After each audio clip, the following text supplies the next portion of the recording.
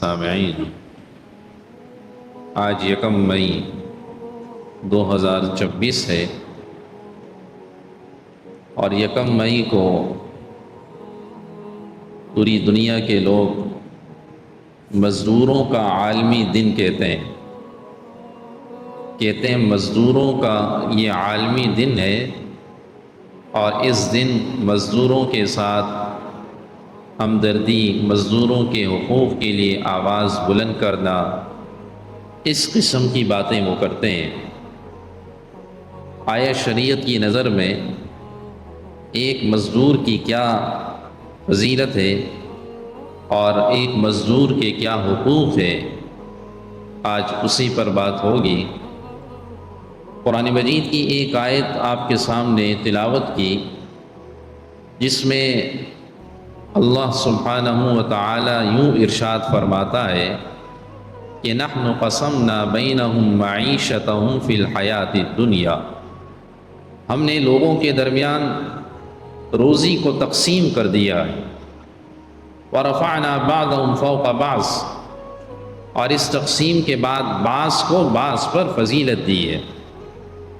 اس آیت سے ایک تو یہ بات ثابت ہوئی کہ اللہ نے کسی کو امیر بنایا، کسی کو غریب بنایا، تو امیر وہ یہ نہ سمجھے کہ میرے ماتحت جو مزدور کام کرتے ہیں اس میں میرا ذاتی کمال ہے، اس میں اس کا ذاتی کمال نہیں، یہ اللہ کا اس پر فضل ہے۔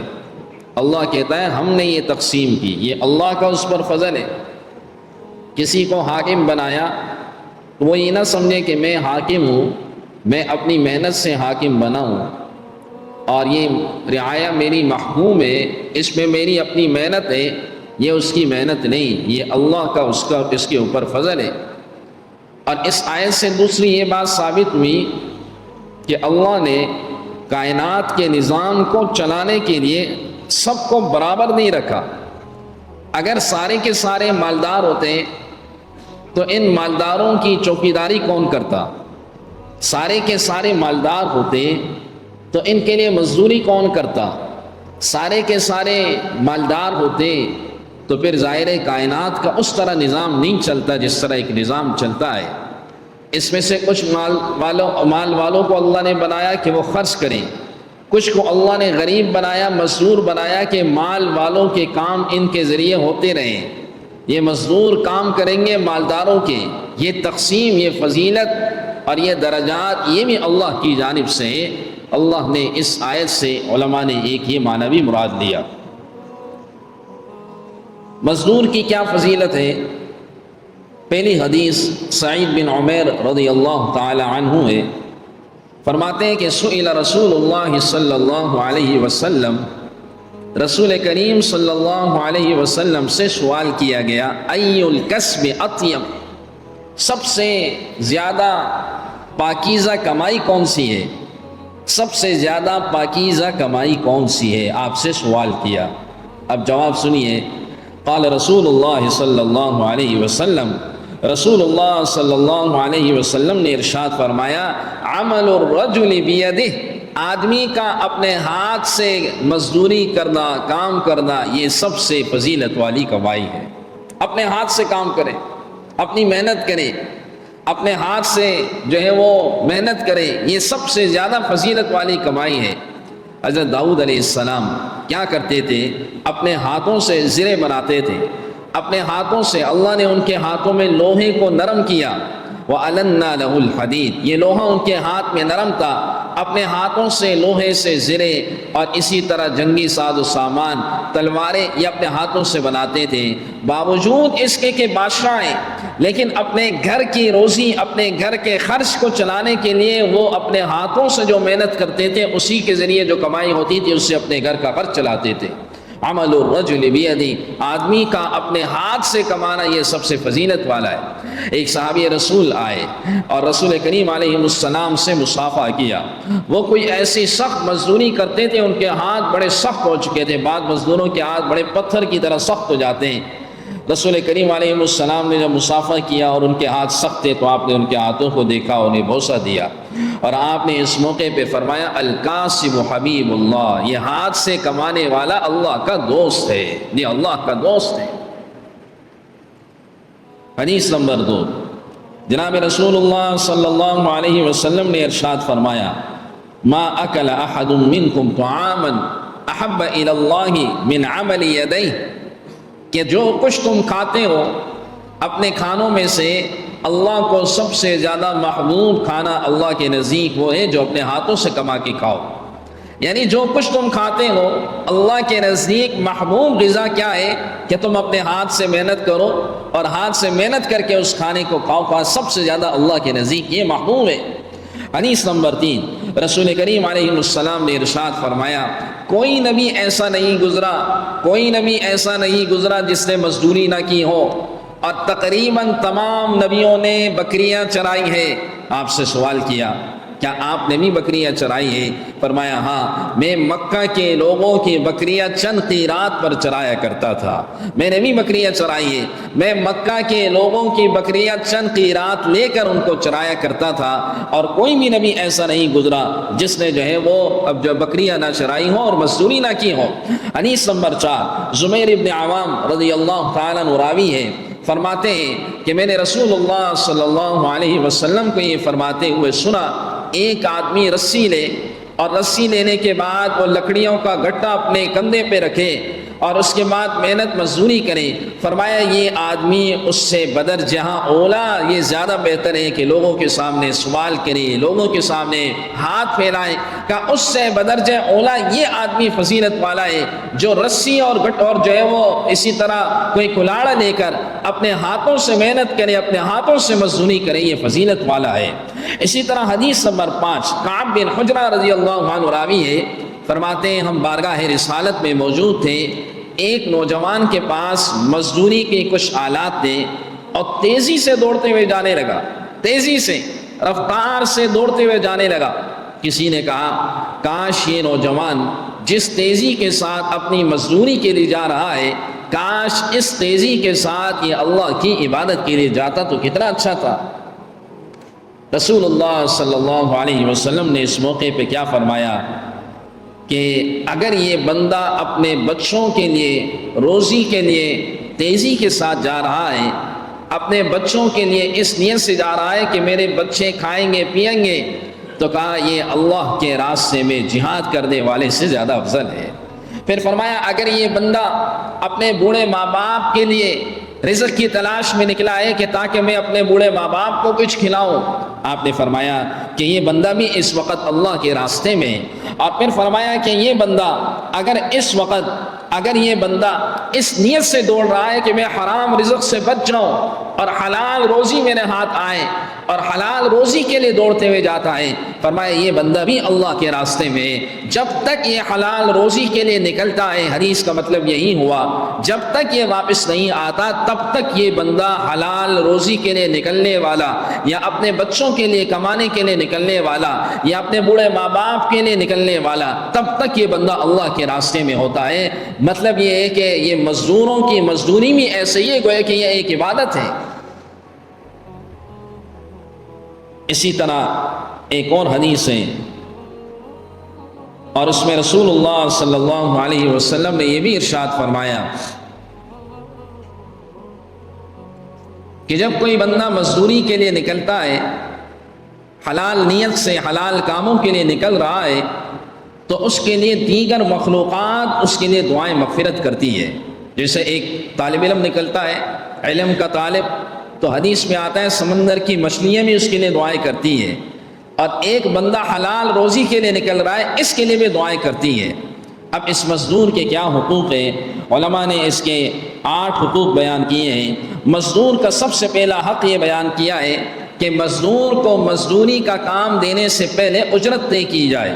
رسول کریم علیہ السلام نے منع فرمایا کہ اس وقت تک کام مت کروایا کرو جب تک کہ تم ان سے اجرت طے نہ کرو، پہلے اجرت کی بات کی جائے، اس لیے کہ اگر اجرت طے نہ ہوگی تو بعد میں لڑائی ہوتی ہے۔ وہ کہتا ہے میں نے اتنا کام کیا اور وہ کہتا ہے نہیں آپ نے اتنا کیا، وہ کہتا ہے مارکیٹ میں یہ ریٹ چل رہا ہے، تو پہلے سے اجرت طے کی جائے، بھائی آپ کو اس کام کی اتنی اجرت ملے گی، یہ مزدور کا سب سے پہلا حق ہے۔ مزدور کا دوسرا حق کہ کام والے اوقات میں ہی اس سے کام کروایا جائے، مطلب دن کے اوقات میں اللہ نے قرآن مجید میں فرمایا کہ میں نے دن رات کو اللہ نے فرمایا نشانی کے طور پر بنایا، اور دن کو میں نے کام کے لیے بنایا کہ وجعلنا النہار معاشا، کہ میں نے دن کو کاموں کے لیے بنایا کہ دن کے وقت اس سے کام کی جو ہے وہ کام لیا جائے، رات کے وقت کام نہ لیا جائے۔ ہاں بعض اوقات ایسے کام ہوتے ہیں جو دن کے روشنی میں نہیں ہوتے ہیں، رات میں ہوتے ہیں، تو اس کی بات الگ ہے، لیکن عمومی طور پر آپ نے فرمایا کہ کام والے اوقات دن کے اوقات میں اس سے کام لیا جائے۔ نمبر تیسرا حق یہ کہ استطاعت کے مطابق اس سے کام لیا جائے، یہ نہ ہو کہ اس کے بس میں نہ ہو اور آپ نے اس پر جو ہے وہ استطاعت سے زیادہ بوجھ ڈال دیا، یہ بھی جو ہے مزدور کے اس حقوق کے خلاف ہے۔ جتنا اس کے بس میں اتنا ہی اس سے کام لیا جائے۔ حقوق نمبر 4 فرمایا کہ اچھے اخلاق سے اس سے پیش آؤ۔ اذا صنع احدکم خادمہ طعاما، حدیث شریف کے الفاظ ہیں کہ جب مزدور تمہارے لیے مزدوری کرتا ہے اور تم کھانا بناؤ تو اس مزدور کے ساتھ بیٹھ کر کھانا کھایا کرو، یا مزدور تمہارے لیے کھانا بنائے تو کوشش کرو اس مزدور کو بھی اس کھانے میں شامل کرو، مزدور کا یہ حق ہے اس کے ساتھ اچھے اخلاق سے پیش آؤ۔ سعودیہ کی ایک کمپنی ہے جو بڑی مشہور ہے، جس کو بن لادن کمپنی کہتے ہیں، اور ایک زمانے تک حرمین کی تمام خدمات ان کے ذمے تھی، اور اب بھی بہت سارے اداروں کی خدمات ان کے ذمے ہیں، لاکھوں ان کے ورکریں، ہزاروں میں نہیں لاکھوں میں۔ تو اس کے ایک عہدیدار نے بڑی عجیب بات بتائی کہ ان کی جو والدہ تھی، یہ وہی کمپنی ہے جس کو ہمارے ہاں اسامہ بن لادن جن کو کہتے ہیں، یہ انہی کے خاندان کی ہے۔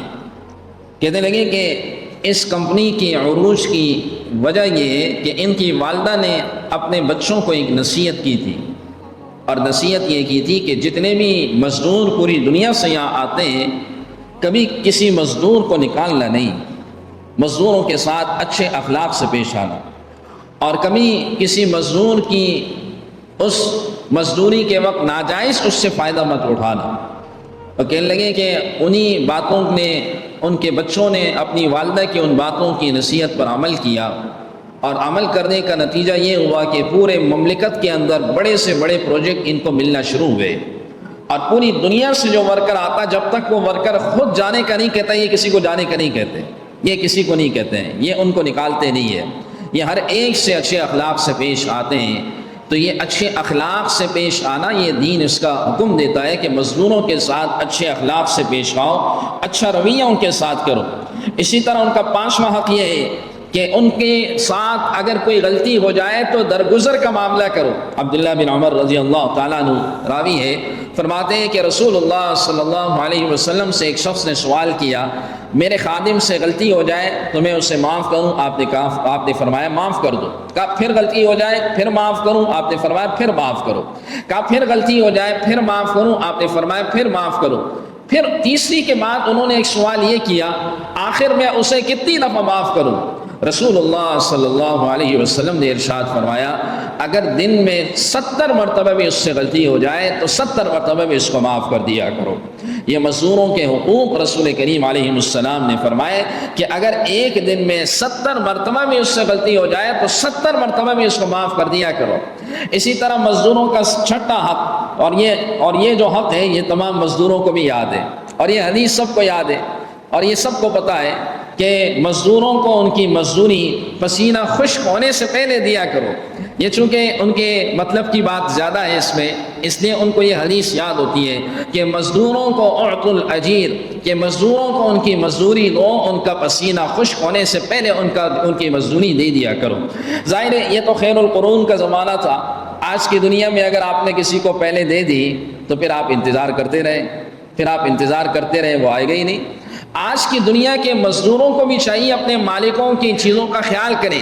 ہمارے یہاں چونکہ پچھلے کئی سالوں سے تعمیراتی کام جاری ہے، اور ابھی بھی اس وقت ہم نے یہ سوچا کہ مدرسے کی چھت کے اوپر ماربل لگائیں گے، چھت کا کچھ مسئلہ تھا، لیکن اس کے بعد چونکہ جب یہ کام شروع ہوتا ہے تو کام کم نہیں ہوتا، کام بڑھ جاتا ہے۔ اس کے بعد انجینئر آئے اور انجینئر نے دیکھا کہ چھت کے اوپر بلاک کی ٹانکی ہے، تو بلاک کی ٹینکی کا انہوں نے کہا اس کو ختم کریں، یہ RCC ٹینکی بنے گی تو یہ چھت محفوظ رہے گی، اس کے علاوہ اس کا حل نہیں ہے۔ اب وہ کام جو 6-7 لاکھ کا تھا وہ بڑھتے بڑھتے جو ہے وہ 40 لاکھ کے قریب پہنچ گیا، اب جو ہے وہ مزدور کو اگر آپ نے اس کی اجرت دے دی اور اس کی اجرت قبل آپ نے اس کے کام سے پہلے دے دی تو پھر ظاہر ہے یہ مزدور کہاں ہوتے ہیں؟ تو چلے آتے ہیں۔ تو ہم مزدوروں سے اکثر کہتے ہیں بھائی آپ کی مزدوری ہزاروں میں، لیکن یہ جو سامان ہے یہ لاکھوں میں، تو اپنے ہزاروں کے لیے لاکھوں کو خراب مت کریں۔ ہمارے ایک مزدور تھا، وہ جو وائر ہوتا ہے بجلی کا وائر، وہ پورا وائر پڑا ہوا تھا اور وہ کینچی سے اس کو کاٹ رہا تھا، کینچی سے اس کو کاٹ رہا تھا، اور اس کو ذرہ پرواہ بھی نہیں تھی کہ یہ پورا ایک وائر ہے جو کہ خراب ہوتا جا رہا ہے، کسی قسم کی پرواہ نہیں تھی۔ پھر ان کی ایک غلطی یہ بھی ہوتی ہے کہ یہ مختلف جگہوں پہ کام پکڑتے ہیں، وہاں سے بھی کام پکڑا، وہاں سے بھی کام پکڑا، وہاں سے بھی کام پکڑا، اس کو بھی پریشان کیا، اس کو بھی پریشان کیا، اور اپنے اوقات سے زیادہ کاموں کو پکڑتے ہیں۔ جب اوقات سے زیادہ کاموں کو پکڑتے ہیں تو پھر ظاہر ہے ان سے کام نہیں ہوتا۔ ہمارے بزرگ کہتے ہیں کہ آج تک ان میں ہم نے کوئی اچھا انسان نہیں دیکھا، لیکن ان میں اچھے لوگ ہوتے ہیں۔ ایسا نہیں ہے کہ سارے کے سارے ایسے ہوتے ہیں، اچھے لوگوں کو دیکھا ہے اور اچھے لوگ ہوتے ہیں اور اپنے بس سے زیادہ وہ کام نہیں کرتے، جتنا ان کی استطاعت ہوتی ہے اس کے مطابق کام کرتے ہیں، اچھے لوگ موجود ہوتے ہیں۔ تو پسینہ خشک ہونے سے پہلے آپ نے فرمایا ان کی اجرت دے دیا کرو، جہاں آپ کو پتا ہو کہ بھئی یہ آدمی میرے ساتھ مختلف مواقع پر اس سے معاملہ ہو چکا ہے اور یہ بندہ اچھا ہے، جو بات کرتا ہے اس بات کو پورا کر دیتا ہے، تو آپ اس کو پہلے بھی دے سکتے ہیں، اس میں کوئی قباحت نہیں ہے۔ لیکن جب آپ کو پتا ہو کہ کوئی نیا بندہ ہے تو اسی کے مطابق اس سے معاملہ کیا جائے تاکہ آپ بھی پریشان نہ ہو اور آپ کا وہ مسئلہ بھی حل ہو جائے۔ مزدوروں کا 7واں حق کہ آپ نے فرمایا کہ پورا حق دیا کرو۔ قرآن میں اللہ کہتا ہے وَلَا تَبْخَسُوا النَّاسَ أَشْيَاءَهُمْ، کہ کسی چیز کو لوگوں سے کم مت کیا کرو، ان کو پورا حق دے دیا کرو۔ حدیث شریف میں آتا ہے جناب رسول اللہ صلی اللہ علیہ وسلم نے ارشاد فرمایا ثلاثة أخصمهم يوم القيامة، 3 لوگ ایسے ہیں قیامت والے دن میں ان کی جانب سے لڑوں گا۔ یہ بڑی جو ہے وہ ایسی حدیث ہے کہ یوں سمجھیے معمولی حدیث نہیں ہے۔ آپ نے فرمایا ان 3 لوگوں کی جانب سے میں لڑوں گا، میں ان کا وکیل بنوں گا۔ اور ان 3 لوگوں میں آپ نے کیا فرمایا؟ ایک وہ آدمی کہ جس نے عہد لیا اللہ کے نام کے قسم کے ساتھ، اور عہد لینے کے بعد اس نے اس عہد کو پورا نہ کیا، اس نے اس عہد کی پاسداری نہ کی، آپ نے فرمایا میں اس کے خلاف لڑوں گا۔ اور دوسرے نمبر پر وہ آدمی جس نے کسی آزاد بندے کو غلام بنا کر بیچ دیا، ایک بندہ آزاد ہے اور اس نے کہا یہ غلام ہے، اس کو غلام بنا کر بھیجا، فرمایا اس غلام کی جانب سے میں لڑوں گا۔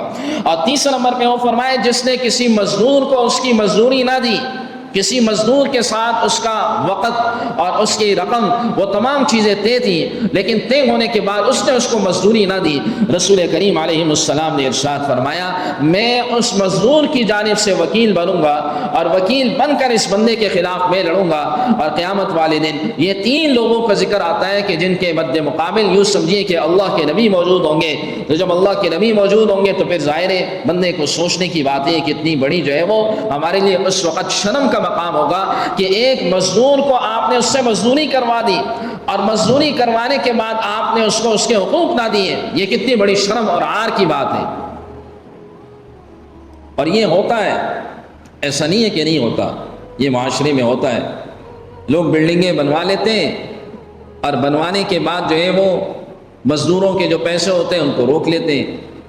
دونوں طرف سے زیادتیاں ہیں، مزدوروں کی طرف سے بھی زیادتیاں ہوتی ہیں لیکن مالکوں کی جانب سے بھی زیادتیاں ہوتی ہیں۔ ایسا نہیں ہے کہ صرف مزدوروں کی جانب سے زیادتیاں ہوتی ہیں، مالکوں کی جانب سے بھی زیادتیاں ہوتی ہیں۔ اور پھر وہ وقت دیتے رہتے ہیں، اس کو ٹالتے رہتے ہیں، وہ بیچارے جو ہے وہ پریشان ہوتے ہیں۔ اس لیے آپ نے فرمایا کہ میں ان کی جانب سے لڑوں گا، یہ حدیث ہمیں یاد ہونی چاہیے۔ اور مزدوروں کے جو حقوق ہیں، ان کی جو رقم ہے، اس رقم کو بے شک اگر اس میں کچھ تاخیر ہو لیکن ان کو دے دینا چاہیے، اور اس بات کی اپنے گھر والوں کو بھی وصیت کرنی چاہیے میں فلاں کے ذمے میرے اتنے رقم ہے، اس کو مجھے ادا کر دیں، اگر مجھے کچھ ہو بھی جائے تو اس بندے کو اس کی وہ رقم ادا کی جائے، اس کے اندر کسی قسم کی کوئی کمی نہ لائی جائے۔ اور اسی طرح 8واں حق یہ ہے کہ اگر کوئی اچھا کام کرے تو آپ نے فرمایا ان کو انعام بھی دیا کرو۔ کوئی اچھا کام کیا، انہوں نے وقت پر کام کیا اور اسی طرح جو ہے بڑے خوبصورتی کے ساتھ کام کیا تو آپ نے فرمایا ان کو انعام بھی دے دیا کرو، یہ مزدوروں کے حق ہے۔ دارالعلوم دیوبند کے مولانا یعقوب نانوتوی رحمہ اللہ، دارالعلوم دیوبند کے علماء اور ان کا کردار کبھی آپ کتابوں میں پڑھیے تو آپ بڑے حیران ہوں گے۔ وہ فرماتے ہیں کہ دارالعلوم کے ساتھ استاذوں کا جو ٹائم متعین تھا کہ بھئی اتنے گھنٹے دارالعلوم کو دینے ہیں، اور اتنے گھنٹوں کا مہینے میں اتنا معاوضہ ملے گا۔ کہنے لگے اگر اس کے دوران کوئی مہمان ملنے کسی استاد سے آتا تو وہ استاد اس ٹائم کو نوٹ کرتا کہ کتنا ٹائم میں نے مہمان کو دے دیا۔ اگر وہ پورے مہینے کے آخر میں پھر وہ اپنے دفتر میں ایک کاغذ ایک چٹھی لکھتا کہ میں نے اس مہینے میں اتنے گھنٹے مہمانوں کو دیے، لہذا میری تنخواہ میں سے یہ رقم کاٹی جائے۔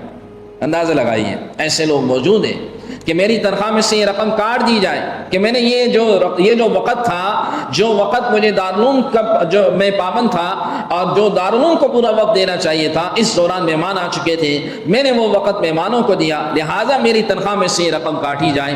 یہ حضرات اس بات کو سمجھتے تھے، اس بات کو جانتے تھے کہ ہماری اس رقم میں ذرہ بھی کوئی ایسی رقم شامل نہ ہو جو مشکوک رقم ہو، ایسی رقم شامل نہ ہو جس کے اندر ذرہ بھی کسی قسم کا جو ہے وہ کوئی شک پیدا ہو۔ ان چیزوں کو یہ حضرات سمجھتے تھے۔ تو آج کے یہ دن دنیا میں اس کو مزدوروں کا عالمی دن کہا جاتا ہے، اور یہ اللہ کی تقسیم ہے۔ اللہ کسی کو مزدور بناتا ہے، کسی کو مالک بناتا ہے، کسی کو حاکم بناتا ہے، کسی کو محکوم بناتا ہے۔ یہ مزدوروں کے یہ حقوق آپ کے سامنے بیان ہوئے، اور ہاتھ سے کام کرنے کی فضیلت 5 حدیثیں آپ کے سامنے بیان ہوئی، جس میں رسول کریم علیہ السلام سے یہ سوال کیا گیا، سب سے فضیلت والی کمائی کون سی؟ آپ نے فرمایا ہاتھ سے کمانا۔ اللہ کے نزدیک سب سے زیادہ فضیلت والا کھانا وہ ہے جو انسان اپنے ہاتھ سے کما کے کھائے۔ نبیوں نے بھی بکریاں چرائی ہیں، اور اسی طرح زبیر بن عوام رضی اللہ عنہ کی روایت کہ ایک آدمی رسی لے، اور رسی لینے کے بعد وہ لکڑیوں کا گٹا اٹھا کر جو ہے وہ محنت کرے، یہ سوال مانگنے والے سے بہتر ہے۔ اور اسی طرح وہ تیزی سے گزرنے والا نوجوان جس کے بارے میں اللہ کے نبی نے فرمایا اگر یہ اپنے بچوں کے لیے نکلا، یا اپنے ماں باپ کے لیے نکلا، یا اسی طرح جو ہے وہ یہ حرام رزق سے بچنے کے لیے نکلا، ان تینوں صورتوں میں اللہ کے نبی نے فرمایا یہ اللہ کے راستے میں ہوگا۔ اللہ کریم سے دعا ہے کہ اللہ کریم ہمیں رزق حلال کمانے کی اور رزق حلال اپنی اولادوں کو کھلانے کی توفیق عطا فرمائے۔ ویسے تو سرکاری سطح پر مزدوروں کے بڑے حقوق موجود ہیں، اور مزدوروں کے نام سے بڑی بڑی یونینیں بنتی ہیں، مزدوروں کے نام سے بڑے بڑے ان کے رائٹس بنتے ہیں، لیکن وہ عذرائے کاغذی ہوتے ہیں، اس کا معاشرے کے اندر عمل درآمد کہیں بھی نظر نہیں آتا۔ آپ دیکھیے نا، ایک مزدور کو تنخواہ سرکاری کتنی ملنی چاہیے؟ سرکار کی جانب سے متعین ہے۔ کون دیتا ہے وہ جو سرکاری تنخواہ ہے؟ کوئی نہیں دیتا۔ آپ اس سے اندازہ لگائیے، وہ بس برائے نام یہ آج بھی یہ دن منائیں گے، برائے نام مزدوروں کے ساتھ ایک اظہار یکجہتی کا دن منائیں گے کہ ہم نے مزدوروں کے ساتھ ایک اظہار یکجہتی کیا، مزدوروں کے حقوق کے لیے آواز بلند کی، لیکن حقیقت میں عملی میدان میں ان کا کردار بالکل گورنمنٹ کا کردار، عملی میدان میں ان کے حقوق کو بلند کرنا، ان کے حقوق پر عمل درآمد کروانا، یہ عملی میدان میں آپ کو کہیں بھی نظر نہیں آتا۔ یہ بس آپ کو کاغذوں میں یہ باتیں نظر آتی ہیں، اور یہ سیاسی باتیں ان کی ہوتی ہیں۔ حقیقت میں جو ہے وہ ان کا کوئی ایسا کردار نہیں۔ کسی مزدور کی جو تنخواہ ہے میرے خیال سے آج کل جو ہے وہ 38,000 ہے۔ آپ دیکھیے کسی جگہ پر جا کر پوچھئے 20-25 ہزار سے زیادہ اس کو تنخواہ نہیں ملتی۔ یہ اس وقت معاشرے کا المیہ ہے۔ اللہ کریم جو ہے وہ ہم سب کو اس پر عمل کی توفیق عطا فرمائے۔ وآخر دعوانا ان الحمدللہ۔